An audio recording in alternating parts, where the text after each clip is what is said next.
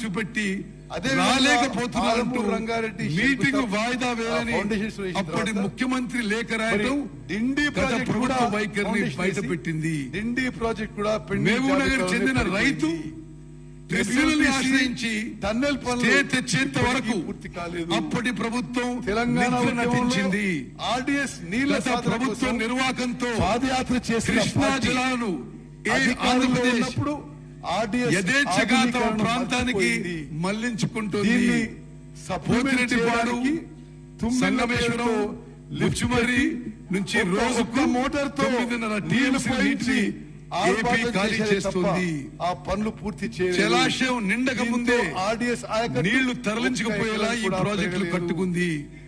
గత శ్రీశైలం నీళ్లను మళ్లించి రాయలసీమ రత్నాల సీమగా మార్చడానికి ఆనాటి సీఎం మహబూబ్ నగర్ ఏపీకి సహకరించడం తెలంగాణ భవిష్యత్తుకు తీరని నష్టం తెచ్చిపెట్టింది.